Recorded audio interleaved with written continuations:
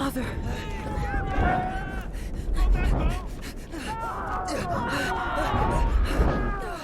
So finally, for us that don't have access to the cinemas, to the movies, to the theaters in which the newest anime are being screened and broadcasted screen, I had the time to actually watch the newest anime movie from Hayao Miyazaki, the legendary, the very well-known, let's say, anime maker that for some reason thinks that the golden age of anime is behind us, even though we are having very, very good manga and anime recently dropping by in the past decade, let's say. And it's just an elitist take by Hayao Miyazaki, in my opinion, but it's a quick take on the newest anime that was dropped there. And first of all, visually it's stunning, it's beautiful.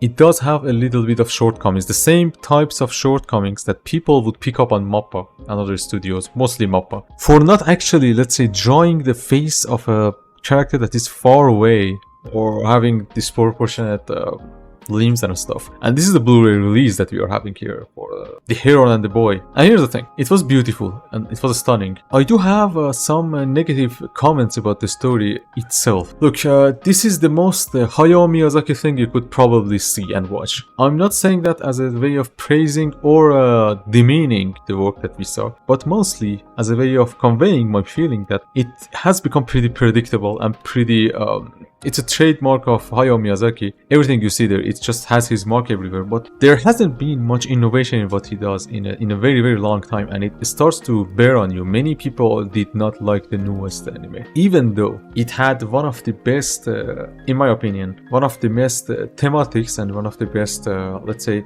message of the story or moral of the story that you could have. And the presentation and execution was fine and was okay.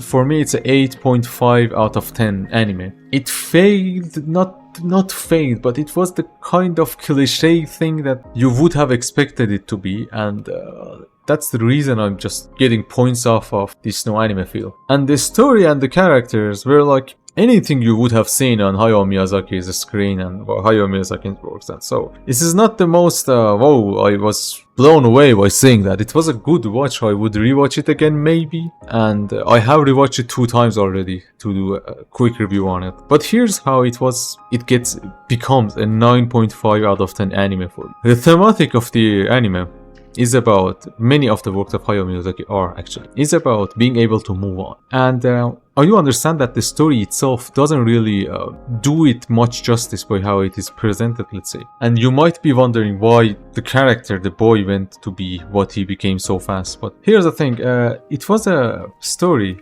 about someone dealing with loss. And more than that, it was a story about the fact that it's okay to not be that special, in my opinion, and to not want to be special, and to want to try your best even though you know it might not be the smartest decision. It's a story about, it's like tatakaing all the time. Kind of something like that. What makes it pretty interesting is the fact that Hayao Miyazaki, even though the story is pretty cliche, is able to convey such a message and such an important theme to us, that many of the times you do not have control over what happens in your life, but you have the choice to keep on going even though you know that this is not the smartest choice or even the good choice, and sometimes you just have to let go and go on. And that's the story let's say, it was what was being conveyed to us through being able to convey such a message through such a medium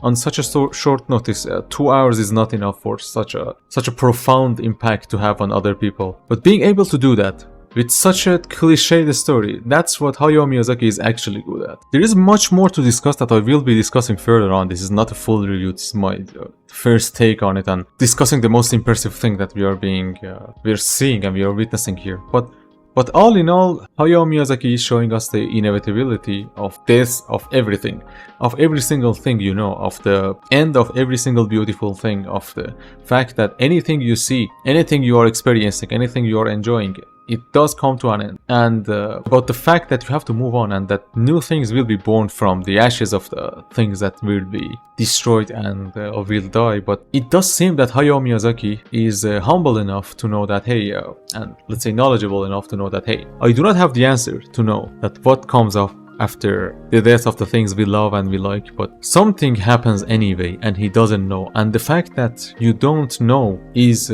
intervened in this anime movie. And the fact that you have to go on even though you do not know what is going to happen and what comes up after losing, loss and death and anything is something that shows us that Hayao Miyazaki is pretty loyal to the first name of the anime, that was how do you live, and that's the fact that neither us nor Hayao Miyazaki do know the answer, and neither of us, at least Hayao Miyazaki mostly, doesn't pretend to know the answer either. And that's the magic of someone that actually is a free thinker and a logical thinker, that doesn't think that he is probably the all-knowing, even though he does enjoy a status that kind of could grant him that situation and that position if he were not, I mean, in my opinion, humble enough to know that. So that was my take on the matter, and I do hope you did like the video. This is not a full thing, and there are many more things to discuss. First of all, the parakeets that we had in the anime movie, they were pretty much the symbolism of our world and how they work. And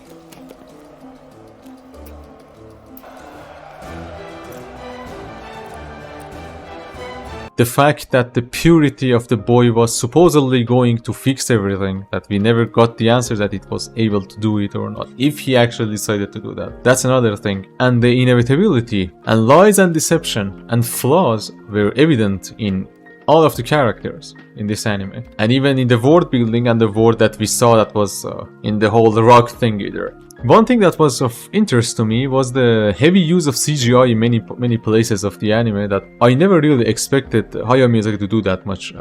It probably escaped my, just went through my grasp, but I do imagine it was the heaviest use of CGI we saw by Hayao Miyazaki. Fervent believer of 2D animation, for good reason. And I do not think that before that other works of Hayao Miyazaki did enjoy that degree of use from CGI, computer generated images. About the music and stuff, it was pretty amazing too, but as I told you, it does beg a full review, better in text than in video. Probably I have to write it and just read it than just sitting here and sharing my thoughts with you. But do not forget the actually important message that Hayao Miyazaki conveyed to us, that it is actually okay to not know, and knowing that you don't know is a step forward than pretending that you do know even though you do not know. Sorry for confusing you a little. Thank you very much for watching, and as in Farsi, shoutum bخير.